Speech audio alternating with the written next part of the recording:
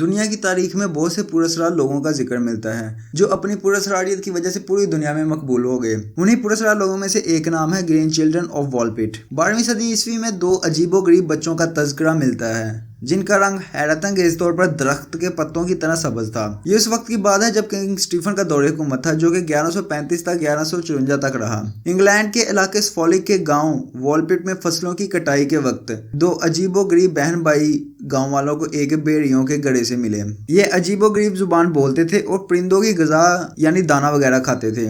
جلد ہی یہ دونوں بچے گاؤں والوں سے گل مل گئے اور انہوں نے انگریزی زبان بھی سیکھ لی اور انہوں نے دیگر اشیاء بھی کھانا شروع کر دی۔ وقت گزرنے کے ساتھ ساتھ ان کی جلد کا سبز رنگ بھی جاتا رہا۔ پھر اچانک ان بچوں میں سے لڑکا بیمار ہوا اور انتقال کر گیا۔ لڑکی نے جب انگریزی زبان سیکھ لی تو اس نے بتایا کہ ہم سینٹ مارٹن لینڈ نامی جگہ سے آئے ہیں جو زمین کے نیچے واقع ہے۔ اس جگہ سورج کی روشنی نہیں پہنچتی اور وہاں سب کچھ سبز رنگ کا ہوتا ہے۔ وہاں پر تمام لوگ بھی سبز رنگ کے ہی ہوتے ہیں۔ جب لڑکی سے اس جگہ پہنچنے کے بارے میں پوچھا گیا تو اس کو کچھ یاد نہیں تھا کہ وہ کیسے اس گاؤں میں پہنچے۔ بس اس لڑکی کو اتنا یاد تھا کہ وہ اپنے باپ کے ساتھ زیر زمین جانوروں کے ریوڑ کو چرا رہے تھے تو انہوں نے ایک آواز سنی تو اس گاؤں والپٹ میں بھیڑیوں کے گڑھے میں اپنے آپ کو پایا جہاں سے آپ لوگ ہمیں اپنے گھر لے آئے۔ لڑکی بھی کچھ عرصہ زندہ رہنے کے بعد موت کا شکار ہو گئی لیکن ان کی اصل حقیقت کے بارے میں کوئی بھی جان نہیں سکا کیونکہ اس گاؤں میں ان کے والدین بھی موجود نہ تھے۔ کیا یہ کسی دوسری دنیا سے آئے تھے یا یہ بچے جھوٹ بول رہے تھے؟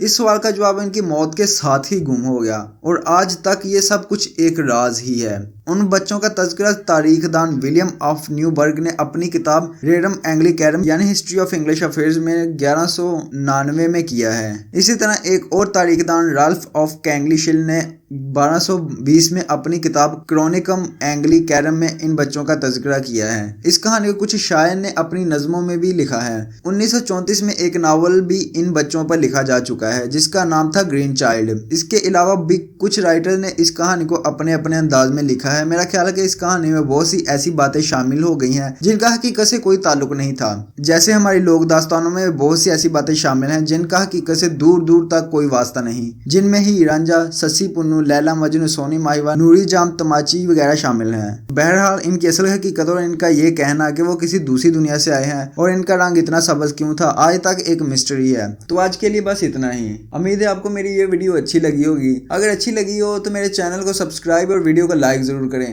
ملیں گے ہماری اگلی ویڈیو میں، تب تک اللہ حافظ۔